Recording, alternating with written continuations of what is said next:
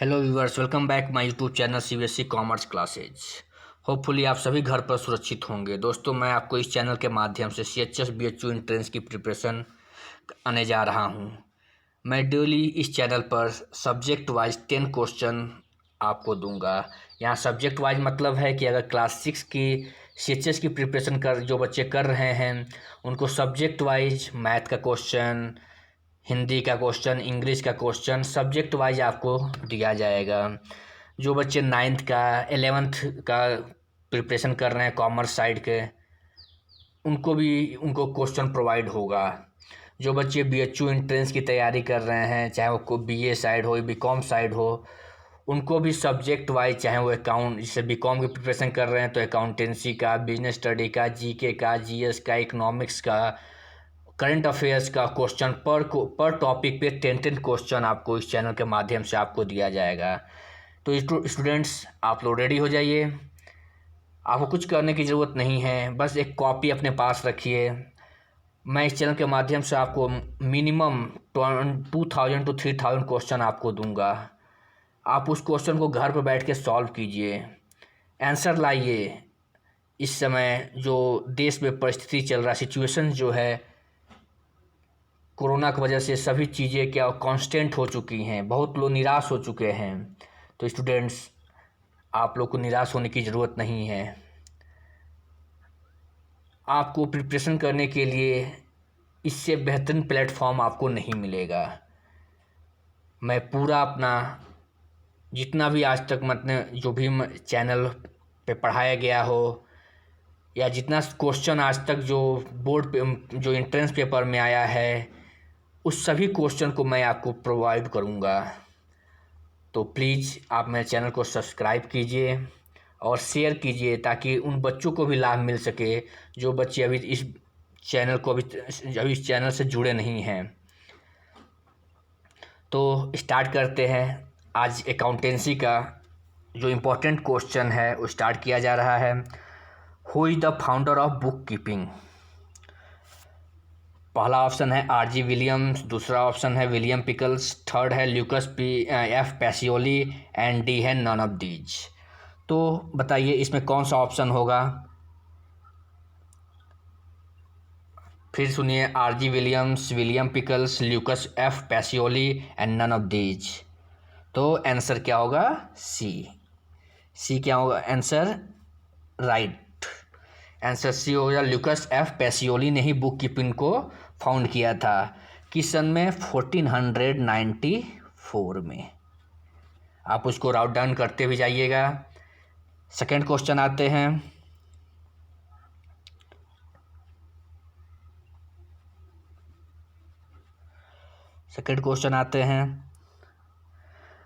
Name of the first book on the book keeping. Book keeping पे जो पहला book लिखा गया था उस बुक का नाम क्या है? कोई बताए? पहला ऑप्शन है डी कॉम्पिटिसेट स्क्रिप्चराइज object, second option objective of accountancy, third है जनरल कीपिंग एंड डी है जनरल पर्पज ऑफ स्टोर। पहले बुक कीपिंग होता क्या है? बुक कीपिंग होता है कि it is the first book, means it is the first book of the accountancy. मतलब जहाँ बुक कीपिंग एंड होता है वहाँ अकाउंटेंसी वहाँ से क्या होता है? स्टार्ट होता है। इस चीज़ को दिमाग बनाइए कि where the book keeping ends accountancy is start. तो बुक कीपिंग में जो पहला बुक है उस ऑप्शन है डी कॉम्पिटिसेट स्क्रिप्चराइज। ये भी ल्यूकस एफ पैसियोली ने ही लिखा था 1494 में। ठीक है। थर्ड क्वेश्चन है, book keeping is the first option है secondary stage, primary stage B option, C option है बोथ, दोनों हो सकते हैं, सेकेंडरी और प्राइमरी, और डी नन ऑफ दीज। कौन सा ऑप्शन सही होगा बताइए आप लोग? सेकेंडरी है स्टेज होता है कि प्राइमरी स्टेज होता है कि दोनों होता है कि नन ऑफ दीज होता है? तो अभी बताए हैं कि where the book keeping ends means accountancy start. तो पहला बुक कीपिंग जहाँ ख़त्म होता है तो पहला वो कौन सा होगा? वो प्राइमरी स्टेज होगा। समझ में आ रहा है कि जहाँ बुक कीपिंग ख़त्म होता है means where the book keeping ends, तो एंड्स मीन्स होता है प्राइमरी स्टेज, मीन्स सबसे पहले बुक कीपिंग आता है, उसके बाद से अकाउंटेंसी आता है। तो अकाउंटेंसी अगर आता है तो वो सेकेंडरी स्टेज हो जाएगा। ठीक है, आगे चलते हैं। इसका एक्सप्लेनेशन भी है कि अकाउंटिंग इज सेकेंडरी स्टेज। अभी बताएं कि अकाउंटिंग क्या होता है, सेकेंडरी स्टेज होता है। It begins where the book keeping ends. अभी जस्ट सेकेंड ऑप्शन क्वेश्चन में बताया गया है कि जहाँ बुक कीपिंग एंड्स होता है वहाँ अकाउंटिंग क्या होता है, स्टार्ट होता है। What is the full form of GAAP, बहुत इंपॉर्टेंट क्वेश्चन है ये कि what is the full form of GAAP. पहला ऑप्शन है general acknowledge account period, second है generally accounting accepted principle, third है accounting generally accounting accepted principle, and D है none of these. अब दो ऑप्शन बी और सी दोनों ऑप्शन है, एक ही ऑप्शन है generally accounting accepted principle and generally accounting accepted principal. कभी कभी ये क्वेश्चन दो आंसर, दो ऑप्शन एक ही क्वेश्चन आ जाता है, तो उस पर जनरली एग्जामिनेशन क्या करते हैं लोग, उसको उसका एवरेज मार्किंग कर दिया जाता है, मीन्स दोनों ऑप्शन को सही मान लिया जाता है। तो ये क्या है, दोनों ऑप्शन यहाँ पर आपका सही है, कोई दिक्कत। नेक्स्ट आते हैं, no journal entry is made up for. अब ये जो भी बच्चे जो क्लास 12th 11th में कॉमर्स पढ़े हैं अच्छे से अकाउंटेंसी, उस चीज़ को बता देंगे कि किसका जर्नल एंट्री नहीं होता है, ब्रोकरेज का, कैश डिस्काउंट का, कि ट्रेड डिस्काउंट का, कि कमीशन का। कोई बताए, ब्रोकरेज का, कैश डिस्काउंट का। तो देखिए यहाँ पर कैश डिस्काउंट का होता है, कमीशन का भी होता है, ब्रोकरेज का भी होता है, बट ट्रेड डिस्काउंट का नहीं होता है। ट्रेड डिस्काउंट का ये ऑप्शन नहीं, जो इसका जर्नल एंट्री नहीं बनाया जाता है। अब क्यों नहीं बनाया जाता है, जैसे हम कोई एक एग्जांपल लेके हम लोग क्या करते हैं, उसको समझने की कोशिश करते हैं। जैसे दिया है कि trade discount is allowance. Trade discount क्या होता है कि अलाउंस, जैसे मान लीजिए कि हम B sell good to C, B C को गुड्स बेच रहा है मान लीजिए 1000 रुपीज़ में, तो 1000 में अगर उसको हम 10% डिस्काउंट, जैसे जनरली आप लोग भी जाते होंगे दुकान पे तो कहते होंगे कि हाँ छूट भैया डिस्काउंट नहीं देंगे, तो वो 10% डिस्काउंट, अगर बुक पे 10% डिस्काउंट देता है, मान लीजिए 1000 का बुक है 10%, तो वो क्या करता है कि उसका जनरल एंट्री नहीं होगा, वो केवल अमाउंट क्या होगा, डिडक्ट हो जाता है। तो उसका जनरल एंट्री नहीं होगा, केवल उसका अमाउंट क्या हो रहा है, डिडक्ट हो जाता है। तो यह लिखा है कि B sell goods to C worth ₹1000 and allowed discount 10%, net sale therefore 900। सही बात है, अगर 10% डिस्काउंट दे देगा तो 9000 का क्या होता है, 100 रुपीज़ होता है। 1000 का 10% 100 रुपीज़ होता है, तो 1000 से 100 माइनस होगा तो 900। इसीलिए क्या होगा कि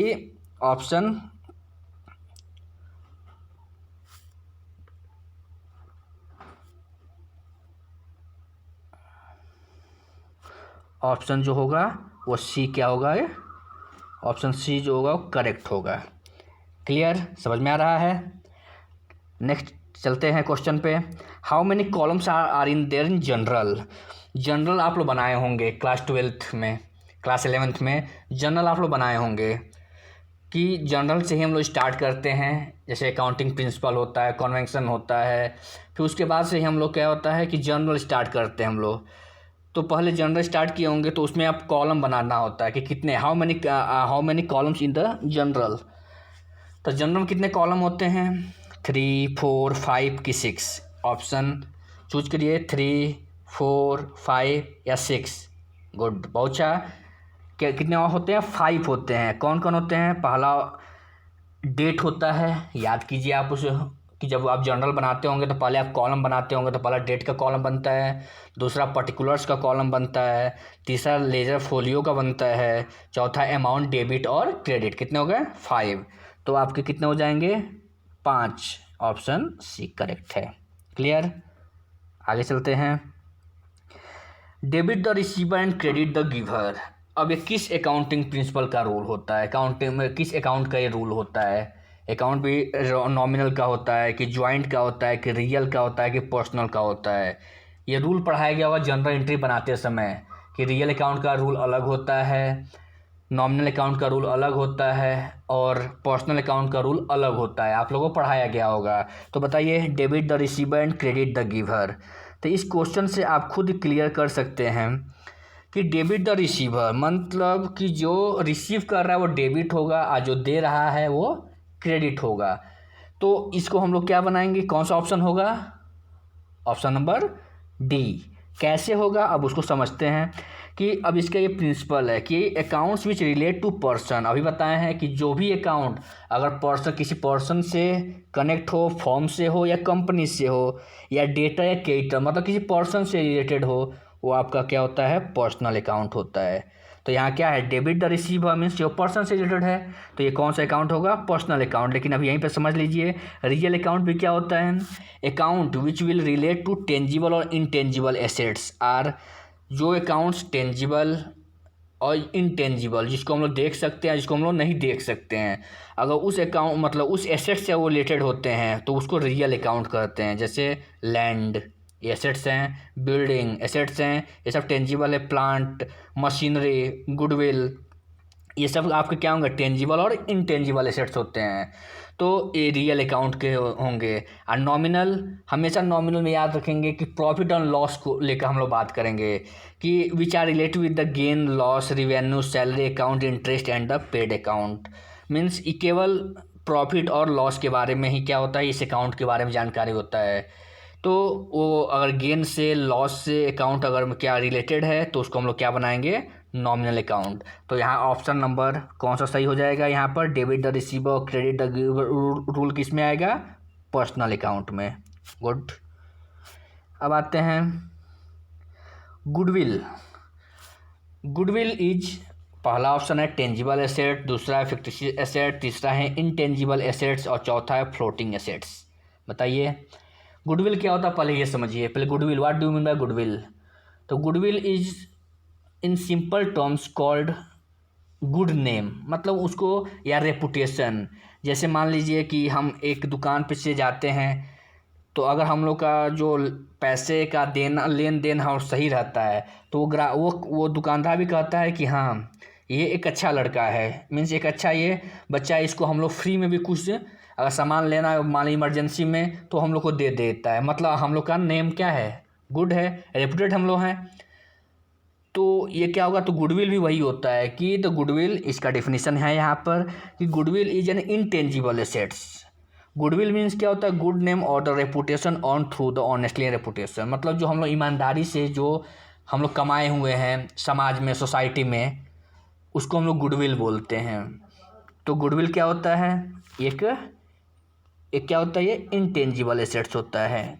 क्लियर, ये क्या होता है, एक इनटेंजिबल एसेट्स होता है। समझ में आ रहा है।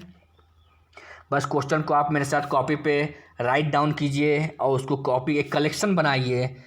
जो अकाउंट्स का एक कॉलम बना लीजिए कि अकाउंट्स का इतना हमको लिखना है, बिजनेस स्टडी का लिखना है। एक जगह पूरे क्वेश्चन को अकाउंट्स का अलग बनाइए, बिजनेस स्टडी का अलग बनाइए, मैथ्स का क्वेश्चन का अलग बनाइए कॉपी। आप इस कॉपी मतलब जो भी मतलब कॉपी है आप उस पर लिखिए और इस क्वेश्चन को अपने पास स्टोर कीजिए और उसको याद कीजिए पर डे। आपको रिजल्ट बहुत बेनिफिट होगा। अगर आप लोगों को समझ में आ रहा है तो आप चैनल को प्लीज़ सब्सक्राइब कीजिए। नेक्स्ट आते हैं क्वेश्चन नंबर 9। ये रूल है, provide for the future losses but anticipate no profit comes under which accounting convention. ये अकाउंटिंग कन्वेंशन जब पढ़ाया गया और क्लास 11th की में किसी भी बुक में अकाउंटिंग का देखेंगे तो ये कन्वेंशन पहले स्टार्टिंग में है। तो provide for future losses but anticipate no profit comes under which accounting convention. पहला कंसिस्टेंसी, दूसरा है मेटेलिटी, तीसरा है डिस्क्लोजर और चौथा है कंजर्वेटिज्म।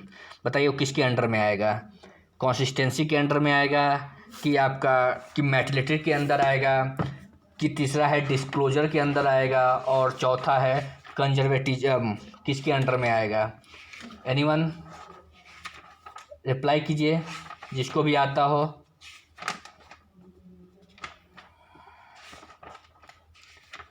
किसी को नहीं पता है, कोई बताए।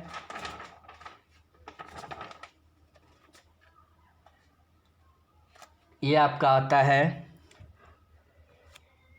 कंजर्वेटिज्म में आता है। अब कंजर्वेटिज्म प्रिंसिपल होता क्या है पहले जो समझिए। कंजर्वेटिज्म प्रिंसिपल ये कहता है कि जैसे कोई फर्म या कोई भी मतलब बिजनेसमैन, आप लोग जनरली आप लोग भी घर में कोई अगर बिजनेसमैन फादर होंगे, मदर होंगे, कोई भी अगर है भाई होंगे, तो वो क्या करते हैं कि वो अपने प्रॉफिट को कैलकुलेट नहीं करते हैं, वो अपने लॉस को देखते हैं। तो क्या है रूल कि प्रोवाइड फॉर फ्यूचर लॉसेज, मतलब कि फ्यूचर में लॉस को वो देखते हैं, ना कि प्रॉफिट को। वो प्रॉफिट के बारे में कोई उनके पास एंटिसिपेट नहीं करते हैं, लेकिन कितना लॉस हुआ है उसके बारे में वो एंटिसिपेट करते हैं। जैसे हम लोग भी कि हम लोग जब घाटा होता है तो ज़्यादा मन उदास कर लेते हैं, लेकिन फ़ायदा होता है तो हम लोग क्या करेंगे, हाँ थोड़ा सा अपने अंदर खुशी होगी, लेकिन हम उसको ज़्यादा हम लोग शो ऑफ नहीं करते हैं। तो ये रूल होता है कि प्रोवाइड फॉर फ्यूचर, कोई बिजनेसमैन, देखिए इसका हम एक एक्सप्लेनेशन भी लिखे हैं कि future is uncertain, so sincere businessman make an estimate of future losses and the sum provision for it made. मतलब वो लॉस को देखकर एक प्रोविजन अपने माइंड मेकअप करता है कि अगर लॉस होगा तो पहले उस लॉस को एस्टिमेट करता है। Businessman mostly ignore the items of the future profit को वो नहीं देखते हैं। अभी बताए हैं कि ये खुद अपने पे भी देखिए कि अगर गेन होता है किसी सामान लान में तो हम लोग क्या करते हैं, हम लोग ज़्यादा उसको सॉफ्ट नहीं, लेकिन लॉस होता है तो मन क्या होता है, हम लोग उदास होता है, जिससे सबको पता चल जाता है कि लग रहा है कि ये कुछ गलत किया है। This tendency is term as a conservatism, ये यही टेंडेंसी इसको क्या बोलते हैं हम लोग, कंजर्वेटिज्म प्रिंसिपल इसको बोलते हैं। समझ में आ रहा है? तो ऑप्शन नंबर डी करेक्ट हो गया। नेक्स्ट क्वेश्चन है और लास्ट क्वेश्चन है अकाउंटिंग का आज का। Accounting equivalence is, accounting equivalence भी एक क्या है, कन्वेंशन है, एक डॉक्ट्राइन है, एक प्रिंसिपल है। ये किसके इक्वल होता है, मीन्स अकाउंटिंग इक्विवेलेंस क्या कहता है कि asset is equal to liabilities. Impossible, ये कभी हो नहीं सकता है, ये कभी इम्पॉसिबल हो नहीं सकता है, क्योंकि ये क्या है, बैलेंस शीट का पार्ट हो जाएगा ये। Assets equal to capital possible नहीं है। एसेट्स इजकल टू इक्विटी और liability equal to goodwill. Means जो option assets equal to equity, ये ऑप्शन क्या होगा, अकाउंटिंग इक्विवेलेंस डॉक्ट्रिन से या प्रिंसिपल से ये सही होगा। क्या होगा, अकाउंटिंग इक्विवेलेंस इजकल टू क्या होता है, वो कहता है कि एसेट्स किसके इक्वल होगा, इक्विटी के इक्वल होगा। अब इक्विटी क्या होता है, the proprietor fund provide the fund for acquisition of assets. जैसे सपोज करिए कि आप एक लैंड ले रहे हैं, ज़मीन ले रहे हैं, the assets owned by the business must be equal to the funds provided by the proprietor is technically called the equity. The assets owned by the business must be equal to the fund provided by the proprietor which is technically called the equity।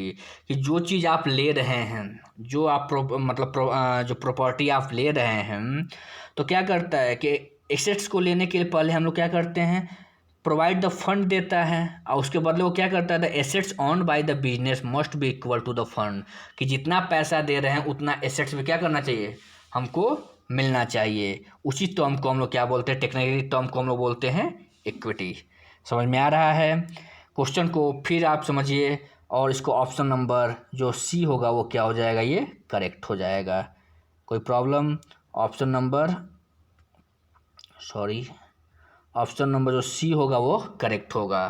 तो आप इसको फिर शुरू से देखिए कि, और अभी पहला दिन आज है, आज पहला क्लास है, जो भी थोड़ा सा गलती हो रहा है बोलने में, थोड़ा सा उस आवाज़ में, ये धीरे धीरे ठीक हो जाएगा। बस आप क्वेश्चन को देखिए, क्वेश्चन को नोट डाउन कीजिए, और क्वेश्चन को बार बार बोला जा रहा है कि अपने कॉपी पे लिख के एक जगह सेव कीजिए और उसको याद कीजिए। समझिए।